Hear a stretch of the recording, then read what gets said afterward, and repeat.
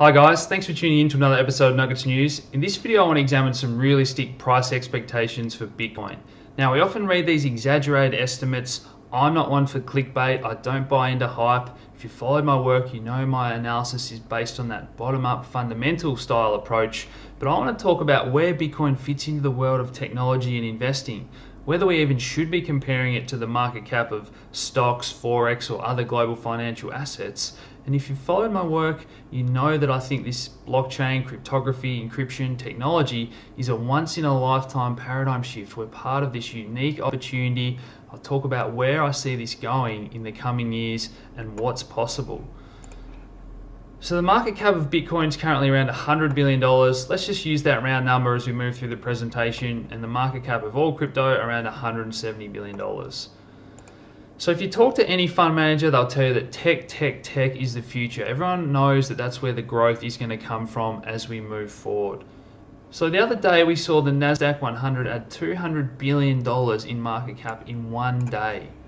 Now just 5 companies are responsible for that increase in market cap. So you've heard the term FANG stocks, Facebook, Amazon, Netflix, Google, but Apple, Microsoft, these other technology stocks is where these funds and money is flooding into. So hundreds of billion dollars market cap for these companies, Apple approaching $1 trillion, a long way ahead of where the current Bitcoin market cap stands. So the next thing I want to talk about is the rough ride that this is going to be, and what happens in tech stocks is we get these crazy run-ups in price and big crashes. So it's not going to be an easy ride, and when you read these headlines about the returns, it doesn't necessarily mean that individuals are getting those. A lot of people that maybe bought Bitcoin on Mt. Gox here at 5 cents, they sold out here, or when it crashed back down 90%, they get shaken out here when it crashes back down below $2. So it doesn't mean it's going to be an easy ride and that people are necessarily even getting these returns that you read about when you see these headlines. So again, Nvidia gets up to $40, big crash back down to $5. This is happening in the real world. It has happened, it will continue to happen. Apple here, back in 2000, gets up above $5, crashes down below $1. Now these guys have had stock splits and that sort of thing, but we just want to use these numbers to get an idea of the returns and the corrections that happen in these markets. And again, Amazon, if you happen to get in at $1, runs up to 110, are you going to get shaken out when it crashes back down to $5? So, if you're in at $1 and you've held it this entire time, it represents absolutely phenomenal returns. I'm in the ballpark of over 100,000%. So, you look at these charts, Warren Buffett's calling Bitcoin a bubble. The fact is we do get exponential growth in these technology style investments. So the next thing I want to talk about is the best returns in history. So Coca-Cola, if you had got in on that IPO, continually to reinvest all those dividends and stuff, which is a little bit different to maybe how Bitcoin's having these hard forks and split offs of other coins. But let's just get a feel for the return that's possible if you had got in on the ground floor for Coca-Cola, and that's a 24,500,000% return. So these huge returns are possible in the real world.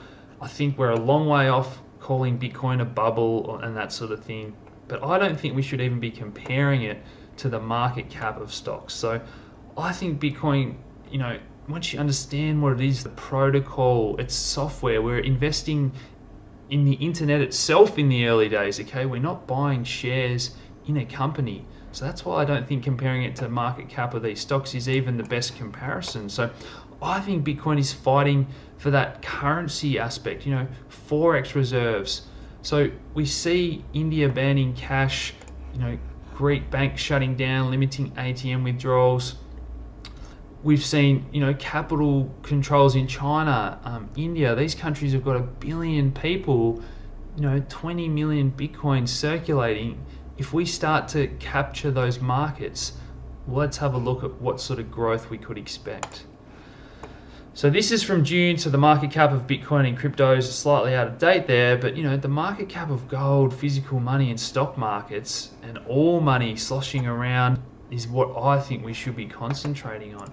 So we start to talk about forex markets, so foreign exchange markets. If Bitcoin can become a world reserve currency of sorts for international trade and commerce, we start to talk about the trillions of dollars. So, put a few extra zeros on.